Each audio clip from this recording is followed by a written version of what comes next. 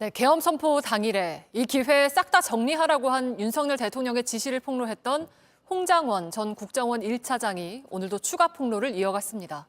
국정원이 움직이지 않자 놀란 윤 대통령이 자신을 경질하라고 했고 김용현 전 국방장관을 면직한 것도 비상계엄에 실패하자 화가 나서 자른 거라고 주장했습니다. 윤세민아 기자입니다. 홍장원 전 국정원 1차장은 지난 3일 비상계엄 선포 직후 윤 대통령에게 전화를 받았다고 했습니다. 윤 대통령이 먼저 봤지라고 물었고 비상계엄 발표를 봤다고 하자 윤 대통령이 이번 기회에 다 잡아들여 싹 다 정리하라고 말했단 겁니다.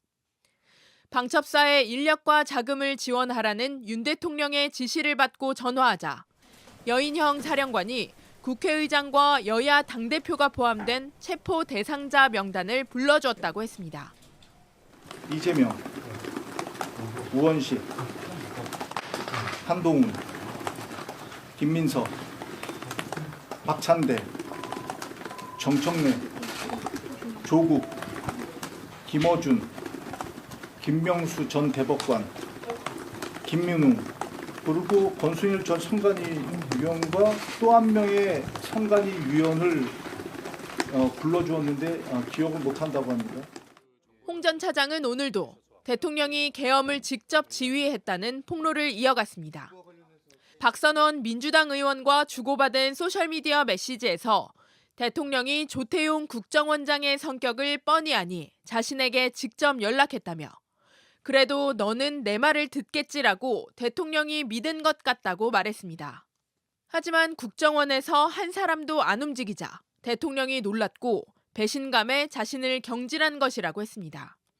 윤 대통령이 자신이 기획하고 명령한 계엄이 실패로 돌아가자 화가 나 김용현 전 국방장관도 자른 것이라고도 했습니다.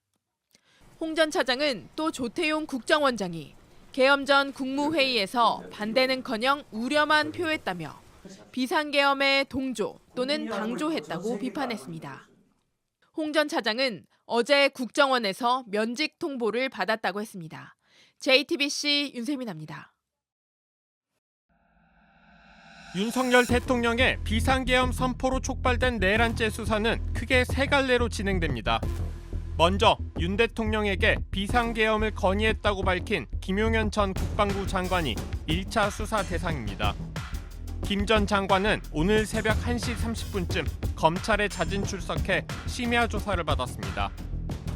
비상계엄 사태 닷새 만이자 검찰 특별수사본부가 꾸려진 지 이틀 만입니다.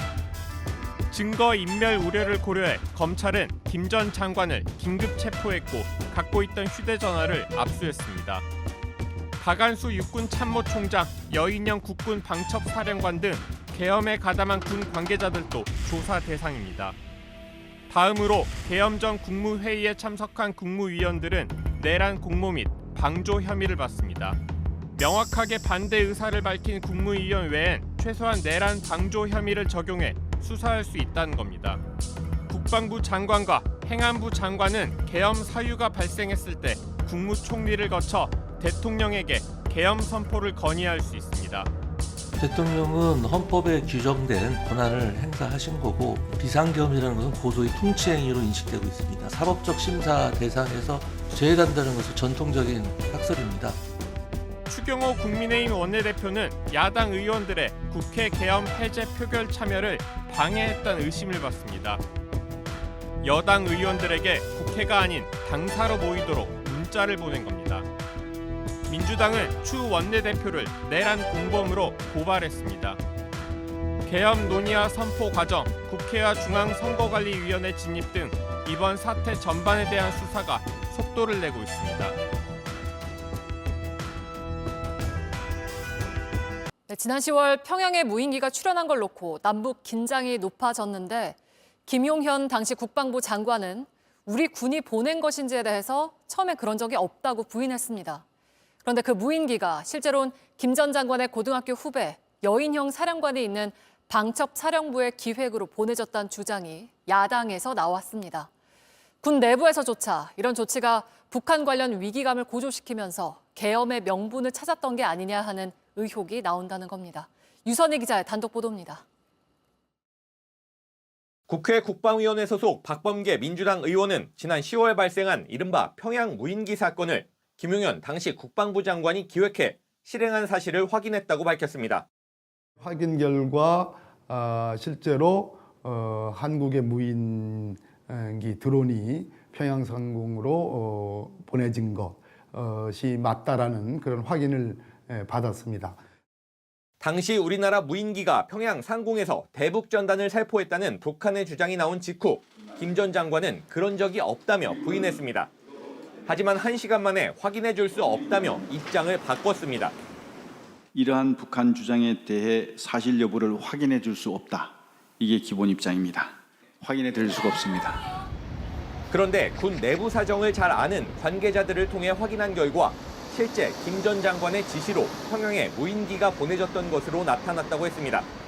북한 위기감을 고조시키려는 목적으로 김 전 장관이 기획한 것이라는 내부자의 제보를 여럿 확인했다고도 했습니다.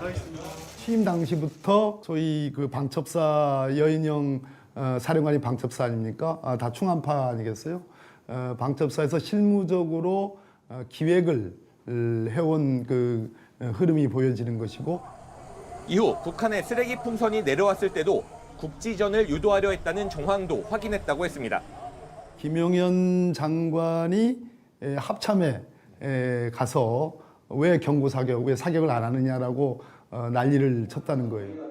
하지만 김명수 합참의장은 이에 응하지 않았고 이런 배경 때문에 이번 비상계엄 때 계엄사령관으로 합참의장이 아닌 박안수 육군참모총장을 지명한 거라고 주장했습니다. 박 의원과 함께 해당 내용을 확인한 이상협 민주당 국방전문위원은 김 전 장관이 여인영 전 방첩사령관 임명 때 측근을 기획관리실장으로 보내 계엄 기획 과정을 돕게 했고 이후 자신의 보좌관으로 임명한 사실도 확인했다고 말했습니다. 민주당은 김 전 장관이 취임 직후부터 수차례에 걸쳐 계엄을 시도했던 정황이 확인된 거라며 수사를 통해 밝혀야 한다고 주장했습니다. 합참 측은 쓰레기 풍선 원점 타격 지시는 없었다면서도 다양한 작전 상황에 대한 토의는 수시로 한다고 설명했습니다. JTBC 유선입니다.